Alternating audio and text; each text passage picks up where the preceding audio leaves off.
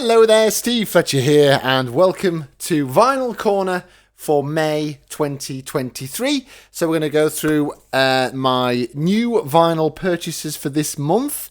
We've also alphabetically got to the random pull of the letter D from my archive, my vinyl archive. Plus, I've been very lucky to come across a stack of records that have been donated, which I'm going to go through there as well. Before we dive into things, can I ask you please to like this video? Please subscribe to my YouTube channel. I know, why bother? I can watch everything I want on YouTube without subscribing. Yes, you can. Subscribing to my channel will pretty much do nothing for you, but it will take you literally seconds to do. And what it will mean for me is that my algorithm, my personal virus, will spread throughout the YouTube matrix and help me grow my online business. So if you haven't done it already, it's really, really appreciated. Please hit that subscribe button now. Okay, let's crack on. We're going to first of all do the brand new purchases. Now, there are 3 brand new purchases that I've made. Now, those of you who are vinyl aficionados like me will not be blind to the fact that in April, it is a very exciting month for vinyl collectors. It is Record Store Day. Some people are a little bit negative about Record Store Day. They just say things like, oh, you're just getting stuff that you've already got for twice the price and it's all going to end up on eBay later on. No, quite frankly. You do get some stuff that you would never normally get the chance of getting. I suppose there are some people who might buy things to just stick them on eBay for twice the price, but if you're silly enough to buy them at that price, then, well, you know, that's up to you. I mean, that's business, isn't it, I suppose? But generally speaking, I ain't got a problem with Record Store Day. I do get up, I do queue, and yeah, I generally have some good fun having a nice little chat and a meet-up with some fellow vinyl enthusiasts such as myself. However, I couldn't do it this year because if you might remember from my previous vinyl corner for last month, which you can view right there, I wasn't very well during April. I'd got norovirus. I think I might have got COVID again. So yeah, generally had a couple of weeks pretty much in bed. However, my local my local record shop had their Record Store Day delivery, and they kept them to this. Those ones that they didn't sell in April, they sort of kept in a side box, ready for people to purchase. That's Tallbird Records in Chesterfield, just to give a bit of a plug there. And I picked up this. So this is Billy Joel live at the Great American Music Hall. This is one of the ones, had I been well enough to attend Record Store Day, I would have definitely been buying. So I was really pleased that it was still there. This has got quite a lot of early Billy Joel stuff in there, you know, stuff from his sort of first couple of albums. So you've got things like The Entertainer, The Ballad of Billy the Kid, You're My Home, I love that song, and a few other bits and pieces. Now, I do love and adore Billy Joel. I've been to see him live a couple of times. He's absolutely brilliant. And I'm really gutted. He's playing in Hyde Park in July. I'm really gutted that I'm not able to go because that's all sold out. So here we go. These are absolutely lovely vinyl. Well worth buying. These lovely grey vinyl. They are just grey. There's no like strange little sometimes when you get coloured vinyl, they've got a nice little pattern, swirly pattern and stuff in there. But these are really, really nice vinyls to have. So yes, that is Billy Joel live at the Great American Music Hall in 1975. Record Store Day. Now, the next 2 I've got, one I never really thought that I would pick up, but I'm really glad that I found it. In fact, both of these really, I'm really quite pleased. I never thought that I'd see them. I saw these at my local record fair, AA Record Fairs, to give another little global plug. The first one is this. This is Queen live at Wembley, 1986. This has always been one of my all-time favourites live albums. I love it. I do love Queen. I have to be in the mood for them. They were the 3rd band that I mentally got into when I was a kid. Like, mentally got into. You know, I went through Pink Floyd, into Dire Straits, and then on to Queen. These days, like I say, I do have to be in the mood for them. I don't have a red special for that reason.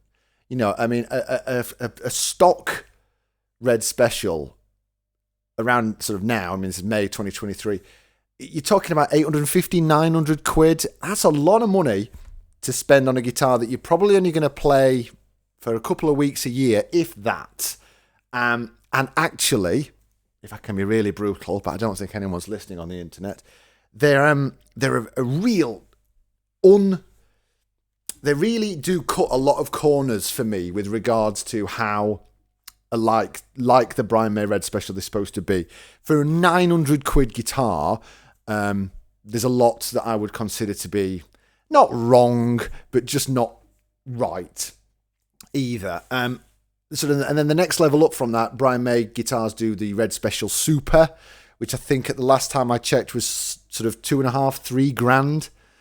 And again, isn't really, for £3,000 of money, still does cut a lot of corners with regards to authenticity of the instrument. And again, £3,000 to spend on an instrument that you're probably going to play, you know, a couple of times a year, it's just ridiculous. So I just don't have one. If I was going to set myself up, and I might do at some point in the future, you know, if the chance came along to play in a Queen tribute band, I would jump at the chance, and then I would definitely get myself a Red Special. But at the moment, the way I am at the moment, I'm not done. I've tried to build one a couple of times, got close.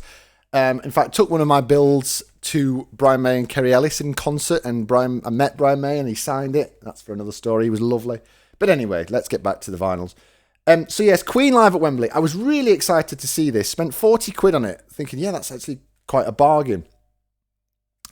But sting in the tail. It's not the original version. What it is it's an unofficial print of Queen live at Wembley. I did a Discogs search of the serial number, the vinyl number there, and it came out as an unofficial pressing of Queen live at Wembley. So I was a little bit disappointed because the original pressing was a gatefold sleeve, which this isn't. So I was a little bit disappointed. Then I looked at it and thought, actually, do you know what? It's not that. It's actually quite good for 40 quid. You get a nice poster, which, again, you know, I do moan a bit about posters with creases in them, and that's not too bad. That's a nice little poster. You also get the vinyl in their own little sleeves, but you also get these proper Queen Live at Wembley sleeves, and these are nice, proper embossed sleeves. They're not cheap sleeves there. They are very, very nice indeed. Some nice little photos on there. Very much like the original Queen Live at Wembley CD. Then I looked at the vinyls, and I was very, very pleasantly surprised, because look at that. So this is lovely. That was a really nice surprise, and you probably can't tell how cool that looks. That is clear, see-through, opaque vinyl, and around about now you're going to be seeing a picture of this with the light shining through it appearing on your screen. So I was really, actually, to say it's an unofficial print of Queen Live at Wembley, I was actually nicely, pleasantly surprised with A, what you get, B, the quality of it, and C, the actual coolness of these vinyls. And this is what I was saying before about when you have a coloured vinyl, sometimes it's got some funky pattern to it. I don't know if you can see that, but again, I'll put a picture on of how cool that vinyl looks. So very pleased with that. I will try and motivate myself to doing a bit of Queen at some point. And the final one that I bought is this. This is On an Island by David Gilmour. I remember this coming out. This came out in 2006, and it's a great album. It's this album and the Rattle That Lock albums that Gilmour's brought out. I mean, I think he's definitely vintage classic Gilmour. On here, you've got things like On an Island. You've got The Blue. I did a video of the live version of The Blue from live in Gdansk off this tour, which is right there in the corner for you to watch if you want to see it. I saw this in the same stand that I saw live at Wembley, and I saw it for 20 quid, and I thought, yeah, I could, maybe I'll think about that. It's not on a list of high priority list to get, that one. Had a little run round A little walk around the record fair, and I saw this again for a lot more than 20 quid in various different stands. So I thought, wow, and this is still wrapped, still in its cellophane. Then I looked on Discogs, and these are going for upwards of 200 quid on Discogs. So I thought, do you know what? I'm going to leave that well alone. It's a gatefold thing, a gatefold book, but at the moment, I've not brought myself to opening it, and I'm not going to open it just yet. But it's a great album. I really like it. I'm really sad that I didn't see the tour. For this one, I did try my very best to score tickets for the tour, but it was 2006. It was very much post Pink Floyd at Live 8 hysteria. So it sold out like that for all the tickets to end up on eBay for vastly extortionate prices. So I didn't get to see the 2006 tour. I did see the 2016 Rattle That Lock tour, though, so I'm very happy about that. Right, so that is the new purchases. So what we're going to do now is what I always do, which is make a random pull out of my vinyl archive. And going in alphabetical order, we've landed on D. Now, this is something I said I was going to do a little while ago. I did a little vlog, counting down my personal order of favourite Dire Straits albums, which you can view right there. I've got all the singles that were released from the Brothers in Arms album. And I thought that D is a good opportunity for me to do that. So here are the singles. There are 1, 2, 3, 4, 5 singles. And I'm going to try and talk you through them as best I can. I'm going to go in order of release. So the first one we have here is So Far Away. So yeah, this was the first single that was released from Brothers in Arms. It wasn't a huge smash. Kind of got to the top 10, top 20 in the UK, top 10 in a few European countries, and did get quite high. Let me look. Yeah, sort of, again, yeah, top 20 in the billboards in America. So yeah, it wasn't a huge hit. Obviously, it's gone on to become a really popular Dire Straits song. The thing that attracted me to this was it's got, and I really like this, it's got a really cool... It's got a list of tour dates on the back. Now, my parents went to see Dire Straits on this tour. And what I really like about it is they saw them in a cinema.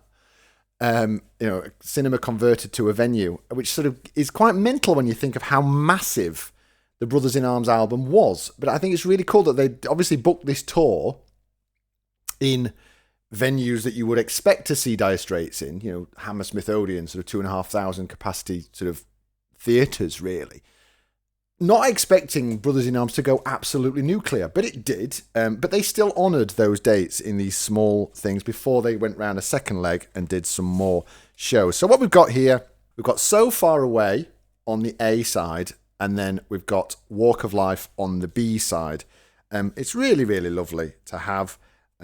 And there you go. Next, we've got the Money for Nothing single. This is really, really cool one. This is the full-length 12-inch single.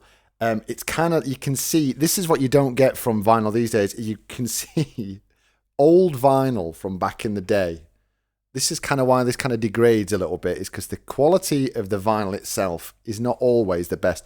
You would really struggle to do that with a vinyl that's been released in the last 10 years or so. This is the high quality vinyl that we get these days is absolutely brilliant. But anyway, so this is the full length version of Money for Nothing, the 8 minutes and 24 seconds full length version, not the sort of edited single version that you got, backed with the live version of Love Over Gold taken from Alchemy. It would have been nice to get some of the edited tracks from Alchemy. I've got a bit of a beamer bonnet about live albums when they're edited and songs are missing and stuff. Every time Dire Straits post on their Facebook page about anything, I always put a comment of, it's about time we got Alchemy re-released with all the missing tracks and everything. So far it's not happened, but I'd love to see a box set of the Alchemy album. In fact, I would love to see a live Dire Straits box set of everything. You could put on there. It would be a really cool box set of some restored full-length concerts. Following that, we got the actual title track of Brothers in Arms was released on single, backed with, again, Going Home, again taken from the Alchemy live album. So they were really kind of plugging that one. They did do a 12-inch version which I haven't got, and we'll keep an eye out for that. But yeah, so you've got the single version, the sort of the slightly edited version of Brothers in Arms. It's got a few little trims to the start and the end, just to sort of rein it in a little bit.